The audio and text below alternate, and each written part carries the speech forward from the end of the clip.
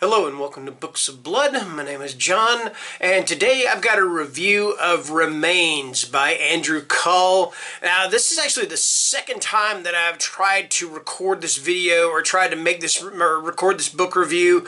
The first time when I tried, I got up here and I thought, I'm just going to get it out there and I'm going to review this book. I'm going to talk about this book.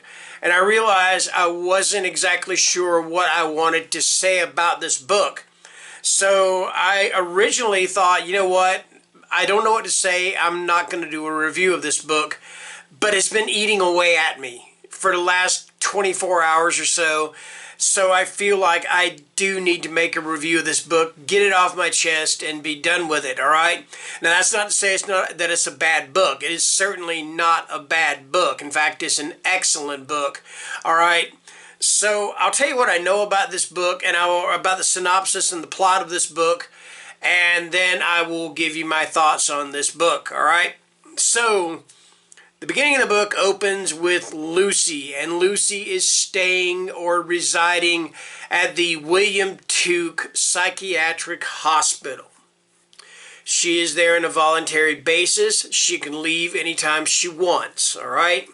Now, the reason Lucy is there is because 9 months previous, or maybe a year, give or take, 9 months, give or take a year, or a month or two, her son Alex was brutally murdered, all right? And in the beginning of the book, it doesn't give you detail into what happens with Alex, but once it does give you detail as to what happened, it's terrifying. I'm just going to tell you that right now. It's disturbing, terrifying, all of the above, okay? All right, so Lucy's there because she's having trouble coping with it, all right? Like I said, she's on a voluntary basis. She can leave anytime she wants to, and that's what she decides to do. Now, this is against her doctor's wishes, but that's what she does, all right? So Lucy, trying to find answers, trying to somehow communicate with Alex, trying to get closure for what happened with him in the form of some type of answers that were actually denied her by the killer.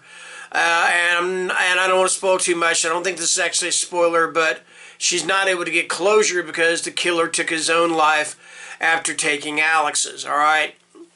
So Lucy buys the house that Alex was murdered in. She moves into the house. She gets a Ouija board.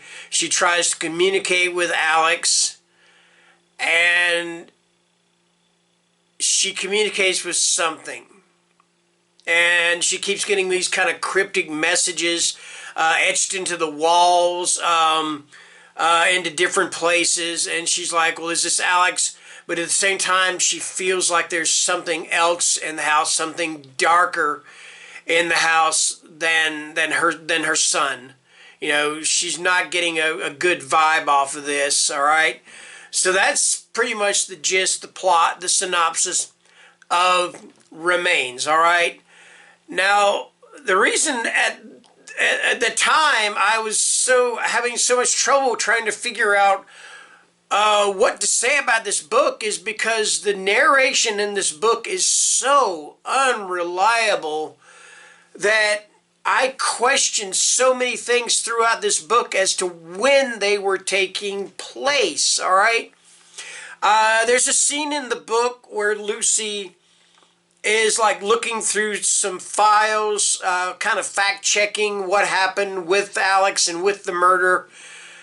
And I wasn't sure if this was something she was doing in the past or if it was something she was doing in the here and now, all right?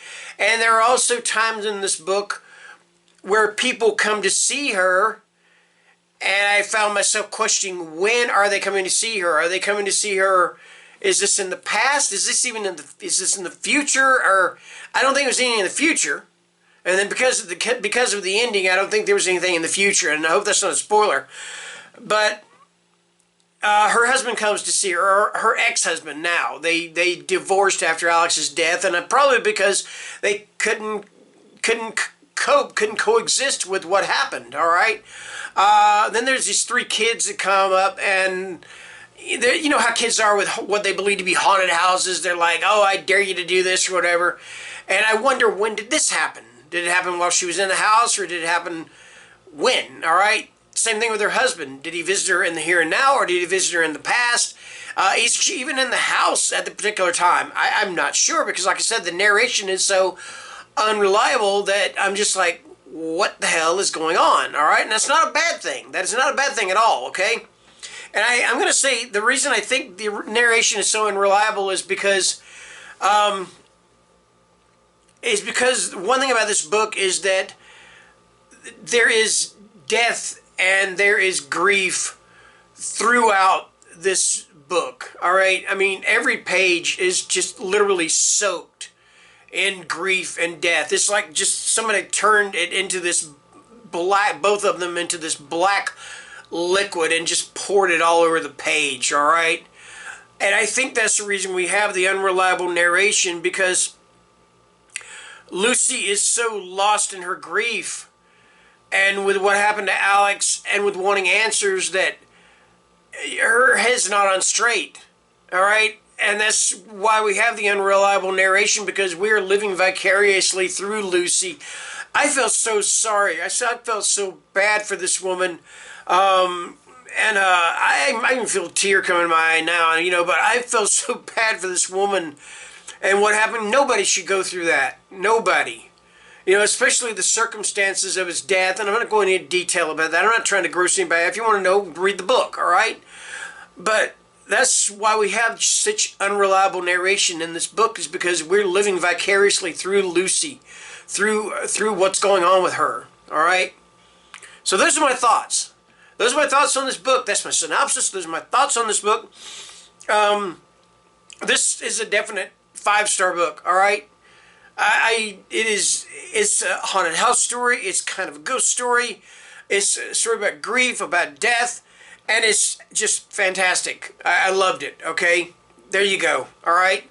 So yes, those are my thoughts. Those are my thoughts on Remains by Andrew Cull. I am definitely going to be reading more by Andrew Cull once I get the chance, get some more books of his. I read this one on an ebook. I may actually get this as a paperback just to have it. Yeah, that's how much I loved it. Anyway, thank you guys for watching. It's Sunday afternoon or Sunday evening now. The working week's coming up, so, you know, don't work too hard. Be safe. Be careful out there. And for God's sake, take care and stay scared. All right? See you later. Bye.